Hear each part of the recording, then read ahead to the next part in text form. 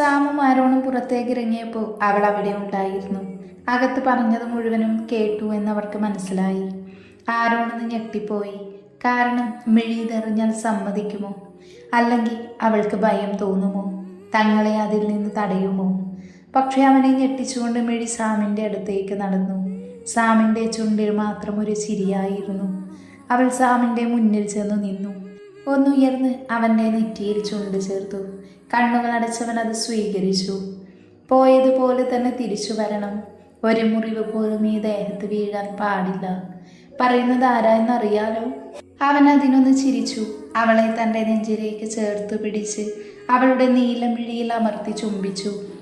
അറിയാം, Mrs Dylan Samuel James. എന്താ, അങ്ങനെയല്ലേ? അവൾ അതിനൊന്ന് പുഞ്ചിരിച്ചു. അവൻ അവളെയും കൂട്ടി പുറത്തേക്ക് നടന്നു. അവളുടെ സനയും ഞെട്ടി നിൽക്കുന്നുണ്ടായിരുന്നു. അവരുടെ പുറകെ ആരോണും റെന്നും പോയി. അവർക്കും അതേ ഞെട്ടലായിരുന്നു. കാരണം ആ പഴയ നക്ഷത്ര പോയിട്ട് പഴയ മിഴി പോലെയും യാതൊന്നും അവളിലില്ലായിരുന്നു. അവളിൽ നിന്ന് ആ ഭയം പൂർണ്ണമായും മാറിയിരിക്കുന്നു. മിഴിയും സനയും സിറ്റ് ഔട്ടിൽ നിന്നു. ആരോണും റെന്നും സാമും അവൻ്റെ ബ്ലാക്ക് താറിൽ കയറി. സനയുടെ കയ്യിൽ ടൈഗർ ഉണ്ടായിരുന്നു.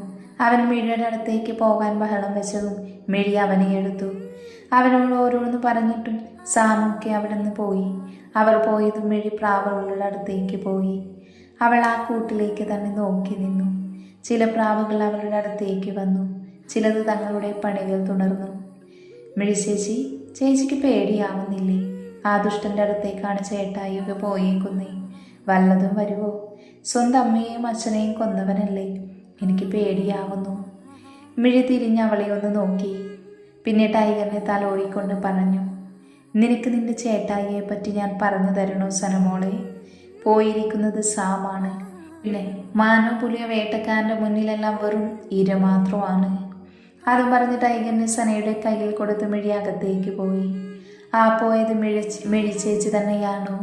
അതെ, മിഴി തന്നെയാണ്. സാമിൻ്റെ മാത്രം മിഴി. ഷെടാ, എന്നാലും എങ്ങനെ ചേട്ടായി ചേച്ചി ഇങ്ങനെ മാറ്റിയെടുത്തു? സന ഒരു നിമിഷം ആലോചിച്ച് നിന്നു. വണ്ടിയിലിരിക്കുമ്പോഴും ആരോണിനും റെനിനും ആ പകപ്പ് അങ്ങ് മാറിയില്ല. റെനിനാകെ ഞെട്ടിപ്പോയി. കാരണം കുറച്ചു മുന്നെയാണ് മിഴിയുടെ കഥയറിഞ്ഞത്.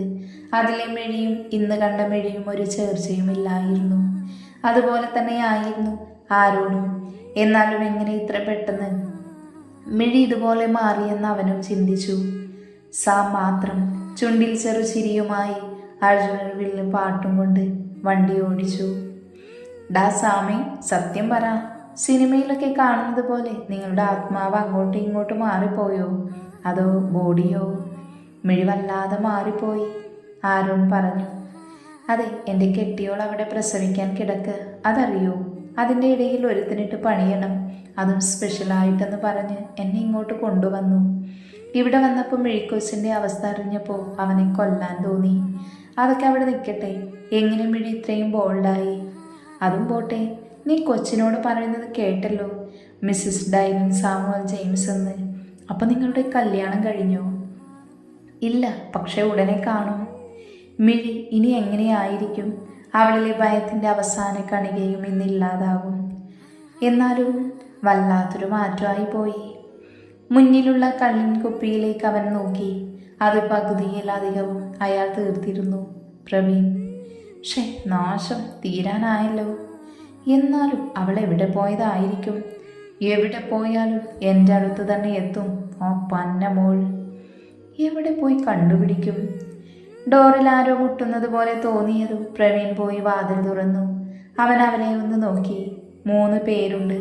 അതിൽ അവനെ ഭയപ്പെടുത്തിയത് കറുത്ത ഷർട്ടും കറുത്ത പാൻറ്റും ഒരു കറുത്ത ജാക്കറ്റും ധരിച്ച് കഴുത്തിലൊരു സ്വർണ്ണക്കൊന്തയും കയ്യിലൊരു ഇടിവടയുമൊക്കെ ഇട്ട് വന്യമായ മുഖത്തോടെ നിൽക്കുന്ന സാമിനെ കണ്ടാണ്. ആരാ? പ്രവീൺ ചോദിച്ചു. Dylan Samuel James Kalathiparambil.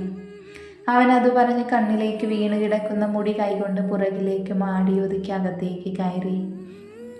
അകത്തേക്ക് കയറിയതും അവൻ ആ വീട്ടിൽ വെച്ച് മിഴി അനുഭവിച്ച ഓരോ കാര്യങ്ങളും ഓർമ്മ വന്നു. അവളുടെ കരച്ചിൽ അവൻ്റെ കാതിൽ മുഴങ്ങുന്നത് പോലെ തോന്നി അവന്. തൻ്റെ പെണ്ണ്. എന്തിനിങ്ങോട്ട് വന്നേ?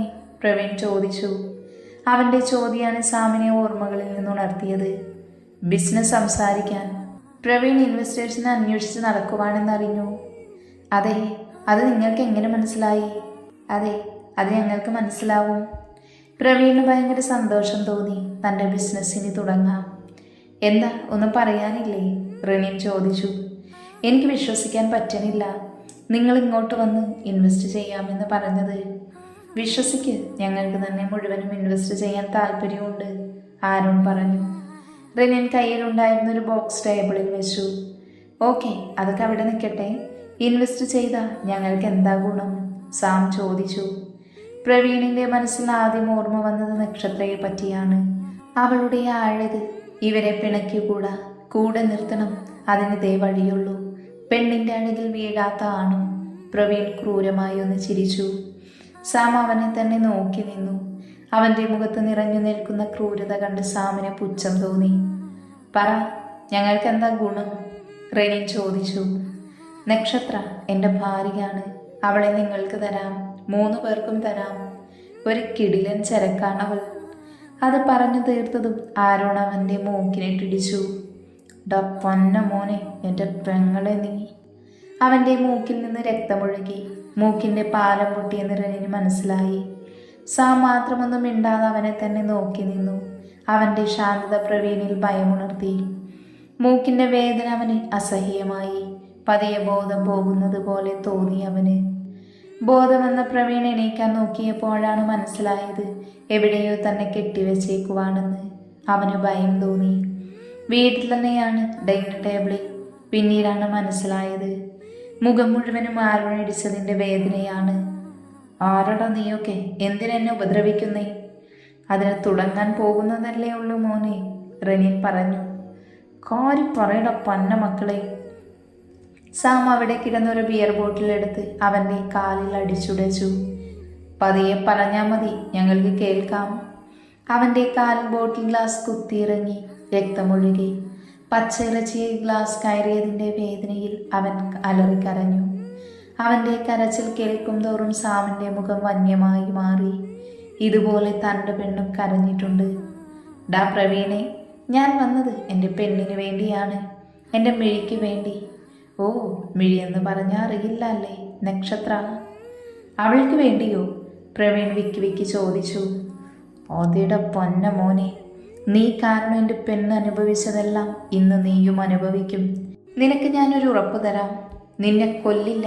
കാരണം മരണം നിനക്ക് കിട്ടുന്ന ഏറ്റവും ചെറിയ ശിക്ഷയാണ്. പകരം നീ നിന്റെ നാളെണ്ണി മരണത്തെ കാത്തു കിടക്കണം. മരണം പോലും നിന്നിൽ നിന്ന് അകന്നു നിൽക്കും. നരകിച്ചു നരകിച്ചു നീ തീരും. ഓർത്തു നോക്ക്, നീ ആ പെണ്ണിനോട് ചെയ്ത ക്രൂരതകൾ. എന്ത് തെറ്റാണ് അവൾ നിന്നോട് ചെയ്തത്?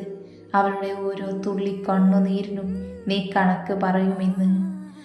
ഒരു പുരുഷൻ ആദരവോടെ ചുംബിക്കേണ്ടത് സ്ത്രീയുടെ ഉദരത്തിലാണ്. കാരണം അവൻ രൂപപ്പെട്ടതും അവന് വേണ്ടി അടുത്ത രൂപം കൊള്ളുന്നതും അവളുടെ ഉദരത്തിലാണ്. പക്ഷെ നീ അവളുടെ ഉദരത്തിൽ ഉരുവായ നിന്റെ കുഞ്ഞിനെ തന്നെ കുരുതി കൊടുത്തു. ആ തെറ്റിന് നീ എങ്ങനെ പകരം കാണും? അതുകൊണ്ട് നിനക്കുള്ള ശിക്ഷ ഞാൻ തന്നെ തീരുമാനിക്കുക. സാം അത് പറഞ്ഞ് പ്രവീൺ ധരിച്ചിരുന്ന ലുങ്കി അഴിച്ചു മാറ്റി. നീ എന്നെ ഒന്നും ചെയ്യരുത്, പ്രവീൺ കരഞ്ഞു പറഞ്ഞു. നീ ഇതുവരെ ഈ സാധനം തന്ന സുഖം മാത്രമല്ലേ അറിഞ്ഞത്? ഇനി കുറച്ച് വേദന കൂടി അറിയിച്ചു തരാം. അവനിൽ ഭയം നിറഞ്ഞു. സാം പുച്ഛത്തോടെ ചിരിച്ചു. ആരോണും റെനിനും അവൻ്റെ മുഖത്തെ ഭയത്തെ ആസ്വദിച്ചു. ഇവൻ റെനിൻ നമ്പർ 1 സർജനാണ്, സാം പറഞ്ഞു. മോനെ റെനിനെ, പണി തുടങ്ങിക്കോ. റെനിൻ ഗ്ലൗസൊക്കെ ഇട്ട് ഒരു മെഡിസിൻ കയ്യിലെടുത്തു. അതെന്ത് മരുന്നാടാ? ആരോൺ ചോദിച്ചു. ഇത് മരവിപ്പിക്കാൻ, റെനിൻ പറഞ്ഞു. ഡാ പുന്നാര മോനെ, ഇത് നിന്റെ അമ്മായിയുടെ മോനാണോ മരവിപ്പിച്ചിട്ട് ചെയ്യാൻ? പച്ചക്ക് ചെയ്യടാ. അവരുടെ സംസാരം കേട്ട പ്രവീൺ ഭയന്നു വിറച്ചു. സംഭവിക്കാൻ പോകുന്നത് ഓർത്തപ്പോൾ അവന് ഭയമടക്കാനായില്ല. അവൻ്റെ കയ്യിൽ കണ്ട വസ്തുക്കൾ അവൻ്റെ ഭയം ഇരട്ടിയാക്കി. Surgical instruments. ഹൃദയം വേഗത്തിൽ ഇടിക്കുന്നത് പോലെ. ഈ നിമിഷം മരിച്ചാൽ മതിയായിരുന്നു. അവൻ്റെ മുഖത്തെ ഭയം, വെപ്രാളം ഇതെല്ലാം ആസ്വദിച്ചുകൊണ്ട് സാം നിന്നു. റെനിന ബോക്സിൽ നിന്നൊരു സർജിക്കൽ ബ്ലേഡ് എടുത്ത് ഹോൾഡറിൽ വെച്ച് അതുമായി പ്രവീണിൻ്റെ അടുത്തേക്ക് നടന്നു. അവനടുത്തേക്ക് വരും തോറും പ്രവീൺ അലറിക്കരഞ്ഞു. ഒന്നും ചെയ്യല്ലേ എന്നെ, വെറുതെ വിടണേ എന്നൊക്കെ പറഞ്ഞ്. പക്ഷേ അവൻ്റെ കരച്ചിൽ കേൾക്കാൻ അവിടെ ആരുമില്ലായിരുന്നു. റെനിൻ പ്രവീണിന്റെ ജനനേന്ദ്രത്തിൽ ബ്ലേഡ് കൊണ്ട് വരഞ്ഞു. രക്തമൊഴുകി. അവൻ്റെ കരച്ചിൽ അവിടെ ഉയർന്നു. അല്പനേരത്തിനു ശേഷം റെനിൻ അവിടെ നിന്നു മാറി. ഈ ഒരു സാധനം ഉള്ളത് കൊണ്ടല്ലേ നീ ഇത്രക്ക് അങ്ങ് അഹങ്കരിച്ചത്? ഇപ്പൊ നിനക്ക് വേദനിക്കുന്നുണ്ടല്ലേ? ഇതിൻ്റെ ഇരട്ടി വേദന അവൾ അനുഭവിച്ചിട്ടുണ്ട്. റെനിനെ ഇവന് ജീവനോട് പോകരുത്. അതിനുള്ള മെഡിസിൻ മാത്രം കൊടുക്ക്. ഇവൻ ജീവിക്കണം. സാം പറഞ്ഞതുപോലെ റെനിൻ ചെയ്തു. ആരോൺ ആ സമയം വീട് മുഴുവനും തിരഞ്ഞു നടന്നു. റെനിൻ ആരോണിനെ ഒന്ന് കൂർപ്പിച്ചു നോക്കി. പകരം വീട്ടൻ വന്നിട്ട് ഇവനെന്താ ഒരുമാതിരി വീട് കയറി താമസത്തിന് പോയതുപോലെ കാണിക്കുന്നേ. പ്രവീൺ അലറി അലറി കരഞ്ഞു. വേദന സഹിക്കാവുന്നതിലും അപ്പുറമാണ്. അവൻ്റെ മനസ്സിൽ അന്ന് കുഞ്ഞിന് വേണ്ടി തൻ്റെ കാൽ പിടിച്ച നക്ഷത്രയുടെ മുഖം ഓർമ്മ വന്നു. തീർന്നില്ല, നിനക്ക് സ്പെഷ്യലായിട്ട് കുറച്ച് സാധനങ്ങൾ കൂടെ തരാനുണ്ട്. ആ മരുന്നങ്ങ് എടുത്തു കൊടുത്തേക്ക് നിറണിച്ച. പ്രവീണിനൊന്നും താങ്ങാൻ സാധിക്കാത്തതുപോലെ കരഞ്ഞു. ശബ്ദത്തിലൊന്ന് കരയാൻ പോലും അവനായില്ല. വേദന അവനെ കാർന്നു തിന്നു. റെനിൻ അവൻ്റെ കയ്യിലേക്ക് ആ മരുന്ന് ഇൻജക്ട് ചെയ്തു. വേദനയാൽ അവൻ കരഞ്ഞുകൊണ്ടേയിരുന്നു. അവൻ്റെ കരച്ചിൽ കണ്ട് സാം ചിരിച്ചു. നിനക്കറിയുമോ ഇതെന്തിനുള്ള മരുന്നാണെന്ന്? ഇതിപ്പോ ഒന്നും നിന്റെ ദേഹത്ത് പ്രവർത്തിക്കില്ല. നാളുകൾ കഴിയും. പതിയെ പതിയെ നിന്റെ ശരീരം ചീഞ്ഞു തുടങ്ങും. നിന്റെ ഓരോ അവയവവുമായി തകരാറിലാകും. ജീവനോടെ പുഴുവരിച്ചു തുടങ്ങും. ഒന്ന് ചത്താ മതിയെന്ന് നിനക്ക് തോന്നും. നീ ചെയ്ത എല്ലാ പാപങ്ങൾക്കും പരിഹാരം ഇവിടെ വെച്ച് നീ അനുഭവിക്കും. പിന്നെ ഇതിനൊരു മറുമരുന്നില്ല. അതുകൊണ്ട് രക്ഷപ്പെട്ടു പോകാമെന്ന് കരുതണ്ട. അവനിൽ നിന്ന് കേട്ട കാര്യങ്ങൾ പ്രവീണിനെ ഭയത്തിലാഴ്ത്തി. സാം പറഞ്ഞത് ആലോചിച്ച് നോക്കിയപ്പോൾ അവന് തന്നെ അറപ്പ് തോന്നി. പിന്നെ ഈ കൈ കൊണ്ടല്ലേ എൻ്റെ മിഴിയെ നീ തള്ളിയിട്ടത്. അതുകൊണ്ട് ഈ കൈ ഞാനിങ്ങ് എടുക്കുക. സാം അവിടെ കിടന്നൊരു ഇരുമ്പ് വടിയെടുത്ത് അവൻ്റെ കയ്യിൽ ആഞ്ഞു തല്ലി. അവൻ്റെ ദേഷ്യം മാറുന്നത് വരെ അവനെ തല്ലി. അവൻ്റെ ചോര സാമിൻ്റെ മുഖത്തേക്ക് തെറിച്ചു. അവനിപ്പോ തന്നെ പ്രവീണിനെ കൊല്ലുമെന്ന് റെനിന് തോന്നി. ഡാ സാമേ, മതി, റെനി പറഞ്ഞു. അപ്പോഴേക്കും ആരോൺ ഒരു അയൺ ബോക്സ് ആയിട്ട് വന്നിരുന്നു. എൻ്റെ കൊച്ചിൻ്റെ ആങ്ങളെയായിട്ട് ഇത്രയെങ്കിലും ഞാൻ ചെയ്യണ്ടേ? അവനത് പ്രവീണിൻ്റെ നെഞ്ചത്തായി വെച്ചു കൊടുത്തു. പ്രവീൺ അലറി കരഞ്ഞു. വേദനയുണ്ടല്ലേ? പച്ച ഇറച്ചിയിൽ അയൺ ബോക്സ് വെച്ച വേദനയുണ്ടല്ലേ പൊന്ന മോനെ? ഇത് ഞാൻ നിന്റെ നെഞ്ചത്ത് വെച്ച റീത്തായിട്ട് കരുതിയ മതി കേട്ടോടാ പ്രവീണെ. സാം അവൻ്റെ മുന്നിലേക്ക് നിന്നു. മിഴിയെ കൊണ്ട് നിനക്ക് 2 എണ്ണം കൊടുപ്പിക്കണമെന്ന് ആരോണിടക്ക് പറഞ്ഞിരുന്നു. പക്ഷേ അങ്ങനെ പോലും അവളിനി നീ കാണാൻ പാടില്ല. അവളുടെ കൈ നിന്റെ ദേഹത്ത് പതിയാൻ പാടില്ല. കാരണം അതിനുള്ള യോഗ്യത നിനക്കില്ല. Good bye. പിന്നെ ഈ സാധനം നിനക്കിനി വേണ്ടല്ലോ പ്രവീണെ. അതുകൊണ്ട് വല്ല പട്ടിക്കും ഇട്ടുകൊടുത്തേക്ക്. അവൻ്റെ ജനനേന്ദ്രം കാണിച്ചുകൊണ്ട് റെനിനോടായി പറഞ്ഞു. എൻ്റെ മിഴി അനുഭവിച്ച വേദനയ്ക്ക് ഇതൊരിക്കലും പകരമാവില്ല എന്നറിയാം. പക്ഷേ അവൾ നരകിച്ച അതേ വീട്ടിൽ ഇനി കുറെ കാലം നീ നരകിച്ചു കിടക്ക്.